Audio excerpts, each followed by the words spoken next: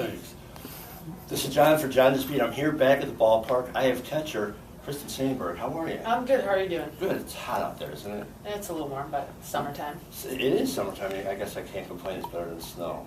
Now, the question one of the biggest questions I always get about you is, with the name of Sandberg and a number of 23, is that just coincidence, or did you pick it for Rhino? Actually, it's really nothing to do with him. It was a number that when my dad was playing slow pitch and I was watching him when I was a kid growing up, was something that he always wore, and I just kind of adopted it once I got to that point of, playing travel ball, picking numbers, and it was something actually my younger brother Ryan picked up too. So between my dad, myself, my brother, we've been 23 for a good period of time, and so yeah, it looks like it, but there's no relation there. Well, especially in Chicago, 23 is a huge, Michael Jordan, Yeah. Ryan Sandberg, the whole list. Yeah. And now it's Kristyn Sandberg, so that's really cool. Next question I have is you've been coaching, you've been assistant coach at Syracuse for a little while. How do you like that?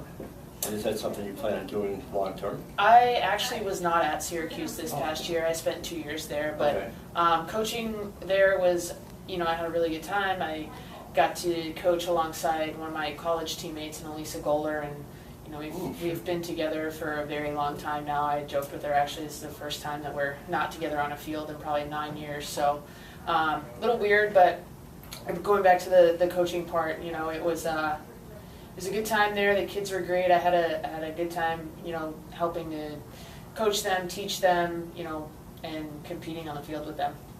Now, you played for a few different teams in the NPF. Do you think that gives you any type of edge? You play for different organizations, different coaches. Does that give you any edge, or is it all kind of?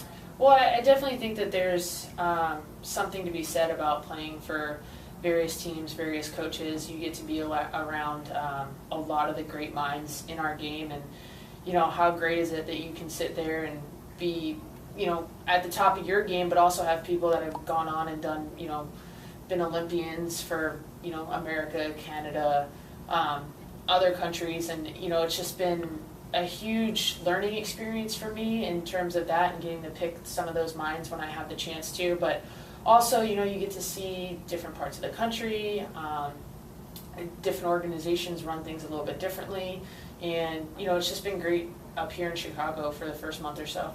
Cool. Well, that was going to be my next question. How has it been? And just answer that out of me. So I have a couple questions from Kenzie Parker, a young fan who hopes to be a Bandit someday, and she probably will be. Her little sister's a catcher, so she wants to know, what advice would you give young players, her sister's 9, who are trying to grow into their position?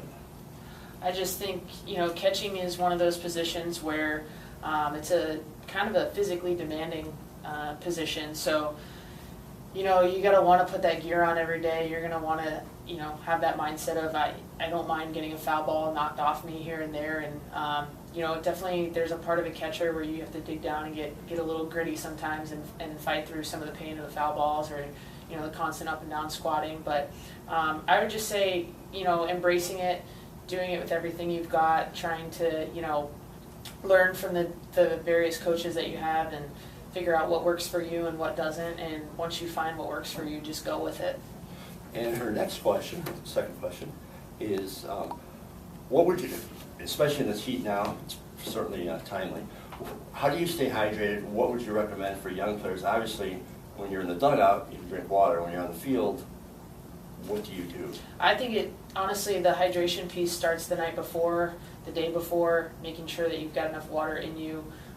When you think you've had enough, keep going, because you get out there in the heat, and especially with the gear on, you sweat a little bit more than anybody else. So keeping a good balance of water and mixing in some Gatorade in there to replace some of the electrolytes that you're losing out on the field, and keeping that hydration process going even after the game. You go get dinner somewhere, or you go home, and making sure you're continuing to drink water, continuing to drink Gatorades, and just keeping those fluids in your body.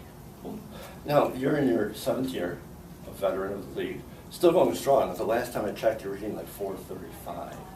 So how long do you plan on playing, do you think? That's one of those questions where it's hard to answer, just in terms of, potentially pursuing another coaching position. I think that that's something that I do have aspirations to do, and at some point, you are going to have to give up playing the game in order to coach. And, you know, for me, it's one of those things where I've kind of had my fair share of injuries and fighting through them. And I think for me, it's just, you know, play as long as you can, play as long as your body will let you, potentially as long as, you know, the future head coach that I might have will let me. And because you only get to do it one time. So, you know, I'd rather continue to play as long as I can than make the decision and just be done with it and look back and wonder, could I have played more? Or, you know, so as long as my body's in shape and healthy, and it's one of those things where I'd like to play as long as I could. Well, we hope you play long, because we like you here. And when you do become head coach, I get at least one of your first interviews, right? Sure. Yeah. You'll never see me yet.